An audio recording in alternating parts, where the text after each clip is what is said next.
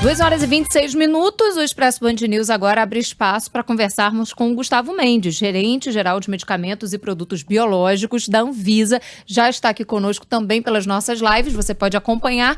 E Gustavo, um dia muito movimentado para a gente, para você também, né? Não poderia ser diferente. Eu queria começar já falando sobre mais uma vacina com registro definitivo aqui no país, um passo importante para a gente e já trazer para frente o que a gente pode esperar também nesse sentido. Boa tarde. Boa tarde, Sandro. Boa tarde, Thaís. Pois é, um dia bem puxado mesmo, mas com boas notícias, né? Tivemos aí o registro da vacina de Oxford, só que dessa vez a vacina de Oxford sendo fabricada na China, quanto ao seu insumo farmacêutico ativo, mas finalizada aqui pela Fiocruz, o que a gente entende que garante uma autonomia aqui para o país e pode trazer uma perspectiva melhor de abastecimento. A gente tem uma perspectiva também de ver novas possibilidades de vacina em breve. Nessa coletiva que a gente fez hoje, a gente anunciou o andamento de outras iniciativas, como, por exemplo, Covaxin, Sputnik, CanSino, até vacinas brasileiras que estão sendo discutidas aqui nas fases pré-clínicas, que devem ir para as fases clínicas. Então, estamos aí nessa perspectiva de ter mais vacinas em breve. Gustavo, antes da gente falar sobre outro importante destaque e tirar dúvidas, isso é muito importante, que é o medicamento contra a Covid-19, já que a gente está no assunto vacina, queria falar com você sobre a vacina da Johnson & Johnson. A Organização Mundial da Saúde acaba de divulgar que registrou essa vacina. Como é que funciona aqui no Brasil? O fato da OMS ter aprovado uma vacina dose única para uso no mundo acelera o processo na Anvisa aqui no Brasil? Muda alguma coisa? Que perspectivas a gente pode ter para essa vacina, que é importante? Dose única pode dar um passo muito grande na vacinação em qualquer lugar, incluindo o Brasil.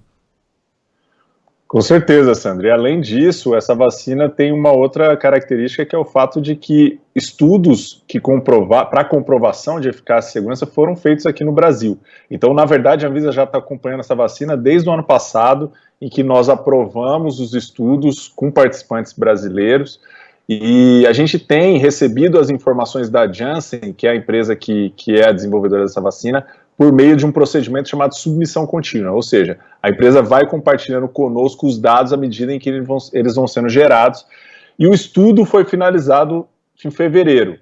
A OMS concedeu o que eles chamam de pré-qualificação, que seria equivalente ao registro, e aqui no Brasil a gente marcou a reunião com a empresa no dia 16. Isso foi uma decisão da empresa, a data em que ela vai formalizar esse pedido aqui para a gente. 16 agora, né? Mas a gente... Isso, 16 de março. E a gente acredita que não vai levar muito tempo a nossa análise, porque a gente já está analisando e acompanhando esse estudo há um bom tempo, e também o fato da OMS ter aprovado, a gente não faz retrabalho de análise. Então, nesse sentido, a gente está com uma boa perspectiva também. E aí eu quero falar de boas perspectivas relacionadas também ao medicamento, né? Porque era um assunto que gerava uma polêmica até então, se era indicado, não era indicado, quais eram indicados. Até agora, o único aprovado pela Anvisa é exatamente o Remdesivir. E a gente queria entender um pouco melhor como ele funciona e como é que foi esse processo, né? Para chegar a essa autorização de ter ali na bula que é indicado nesse tratamento. Pois é, o Remdesivir é um antiviral, então a ideia dele é justamente atacar na replicação do vírus. Quando o vírus está nesse momento em que ele está replicável, o Remdesivir bloqueando essa fase de replicação.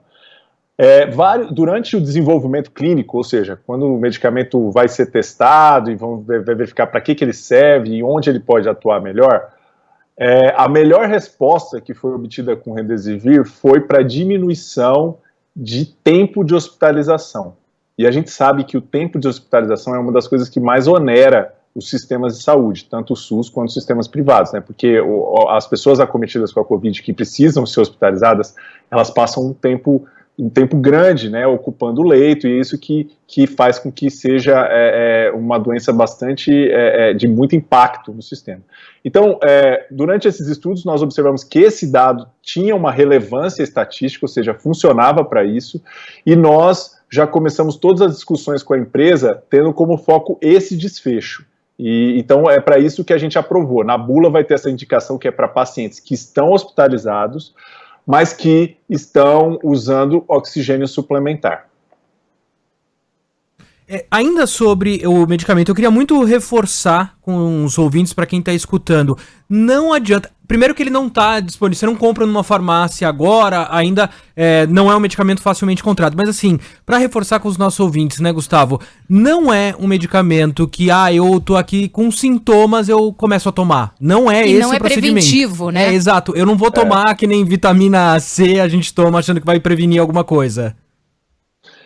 É isso mesmo, Sandro e Thaís, é importante deixar claro. Esse medicamento a gente colocou até na bula que é um medicamento restrito a hospitais. Então só vai poder ser utilizado sob a prescrição médica para os pacientes que estão hospitalizados. Ele não vai ser vendido em farmácia, nem de outra forma ele vai ser adquirido, e não é indicado para tratamento precoce, nem para qualquer outro uso que não seja específico.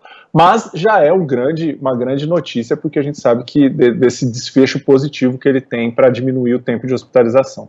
O que tem gerado também uma repercussão grande, até depois desse anúncio por parte da Anvisa, é um comunicado, né, já informações anteriores da Organização Mundial de Saúde em relação a esse mesmo medicamento, que seria contrário, que não indicaria esse medicamento. Como é que a Anvisa chegou a essa liberação, mesmo depois da Organização Mundial de Saúde ter se posicionado de forma contrária?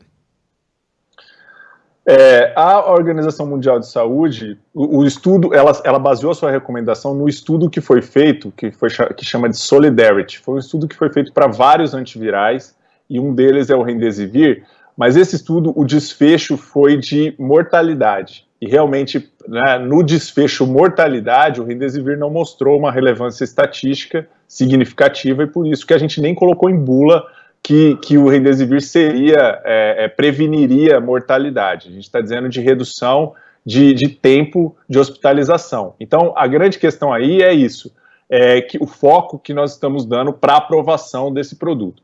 A gente está dando foco para esses pacientes que estão hospitalizados e que estão precisando de oxigenação suplementar, e não aqueles que já estão em ventilação mecânica. Então tem um momento certo aí específico que a gente está recortando para o uso, e a OMS estava falando de uma forma mais abrangente, então é aí que está a divergência. Mas o nosso parecer foi baseado nos estudos e está em consonância com o que outras agências estão praticando, por exemplo, o FDA e EMA, que também estão com essa indicação. Está conversando aqui no Expresso Band News com o gerente-geral de medicamentos e produtos biológicos da Anvisa, Gustavo Mendes. Gustavo, agora a gente volta a tratar do tema vacina, mas não vacinas aprovadas. Governadores de um consórcio do Nordeste já anunciaram que estão com um contrato praticamente fechado para a compra da Sputnik V, vacina da Rússia. O governo federal também busca esse imunizante, e tem também uma discussão envolvendo a Anvisa, governo da Bahia, STF. Como é que está o processo com a Sputnik? O problema era que a Sputnik não tinha teste de fase 3 no Brasil, o que a Anvisa diz que precisa ter. Como é que estão as conversas e qual a possibilidade da gente ter pelo menos o uso emergencial aprovado da Sputnik? Sandro, ficou muito essa ideia de que o problema, ou o grande entrave da Sputnik era não ter feito estudo de fase 3 no Brasil, mas eu queria esclarecer esse ponto porque é importante o pessoal entender. Na verdade, quando o guia de autorização de uso emergencial foi publicado pela Anvisa, isso foi em dezembro de 2020, a gente publicou esse guia de autorização de uso emergencial, que não existia no Brasil, pensando especificamente naquelas vacinas que já estavam em desenvolvimento. Então a nossa ideia foi na época assim, olha, vamos fazer a autorização de uso emergencial para essas 4 vacinas, porque a gente já está acompanhando o desenvolvimento delas e a gente sabe que elas são promissoras, os dados são promissores, etc. E aí logo em seguida veio a questão da Sputnik e de outras vacinas que estavam querendo vir para o Brasil por meio da via de autorização de uso emergencial, e aí então a gente revisou o guia. E a gente agora, então, tirou esse requisito de ter a necessidade de estudo emergencial, de estudo de fase 3 no Brasil para ter autorização de uso emergencial. Então, na verdade, não tem essa prerrogativa mais. E não é obrigatório fazer estudo no Brasil. A grande questão, claro, que a gente vai se preocupar como área técnica é se o estudo que foi feito lá no exterior cumpre com as regras do que a gente chama de boas práticas clínicas, ou seja, tem todos os dados que são necessários e etc. E que aqueles dados podem ser extrapolados para a população brasileira. Essas são as perguntas, mas não precisa fazer o estudo aqui no Brasil.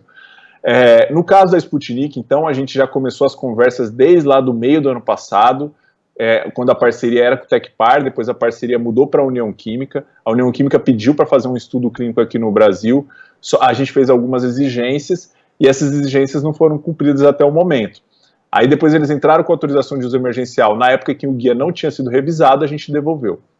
A nossa perspectiva agora a gente está conversando tanto com a União Química quanto diretamente com os russos para explicar o que são os dados necessários, quais são as informações, né, porque por mais que o guia esteja publicado, muitas vezes gera dúvida, não, mas o que eu preciso mandar, como que é o dado de eficácia, como que é o dado de segurança, e aí a gente está explicando e a perspectiva é que em breve a gente avance sim com essa vacina para que possa ser mais uma opção. Eu vou perguntar, eu acho que você não vai falar, mas alguma projeção, quanto tempo a gente pode ter o registro dela assinado? Pois desde o começo que eu comecei a dar entrevistas em rádio e televisão, eu estou usando a mesma frase que tem me ajudado muito, que é o seguinte: eu não consigo me comprometer com prazos que não são nossos. A partir do momento em que eu receber um dossiê e falar, estou começando a analisar, eu posso te dizer com clareza. Agora, como depende de fatores como da empresa, dos russos, das outras vacinas, então eu não consigo dizer para vocês, infelizmente. Nossa, dessa vez eu não vou. Mas a gente sabe, tô brincando aqui. Mas tomara que venha logo. É isso que a gente tá torcendo por todas. E é justamente o assunto que a Thaís queria trazer, né, Thaís? Eu queria perguntar exatamente sobre isso, porque a gente falou agora há pouco, né, da vacina Janssen, falamos sobre a Covaxin, Sputnik V, algumas delas, né, como a gente vem noticiando, não estão aprovadas ainda por aqui, mas já estão sendo anunciadas, inclusive por parte do governo federal, a Covaxin. Isso agiliza muito o processo?